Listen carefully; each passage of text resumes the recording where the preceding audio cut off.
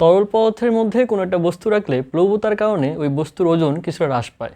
Archimedes বলেন তরলে নিমজ্জিত কোনো বস্তুর হারানো ওজন ওই বস্তু দ্বারা অপসারিত মোট তরলের ওজনের সমান। কথাটা আমরা একটু ভালোভাবে বোঝার চেষ্টা করি। আমরা ধরলাম একটা পানিপূর্ণ পাত্র আছে, একটা পাত্র যেটা সম্পূর্ণভাবে পানিপূর্ণ। তো এখন এই পাত্রর মধ্যে যদি আমরা একটা বস্তু নিয়ে আসি তাহলে কি হবে?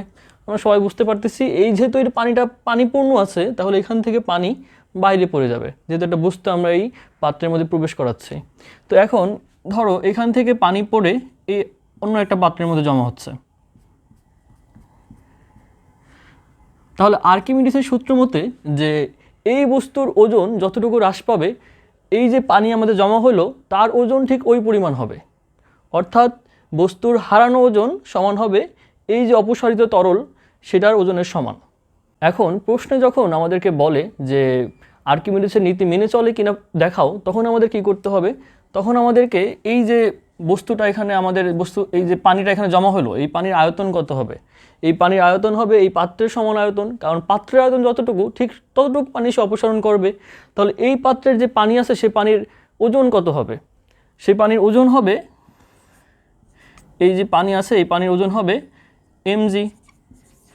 এখানে m হচ্ছে যতটুকু পানি এখানে জমা আছে ততটুকু পানির ভর। এখন m বের করার একটা সূত্র আমরা জানি, সেই সূত্রটা হচ্ছে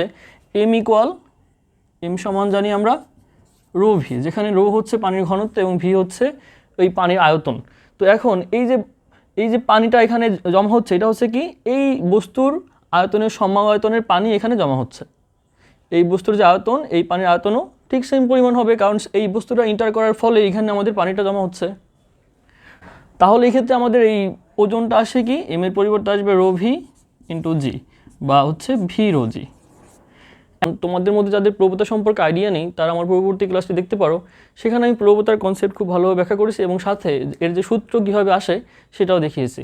তো সেই ভিডিওটা তোমরা দেখলে দেখবা যে এখানে এই যে প্লবতা, এই যে বস্তুর যে হারানো ওজনটা মূলত প্লবতা। তো এখন সেই প্লবতার সূত্র হচ্ছে ভি রো জি। তো আলটিমেটলি এই দুটো সূত্র আসলে একই জিনিস।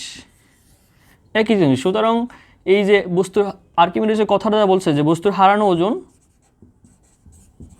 ওজন সমান হবে অপসারিত তরলের ওজন।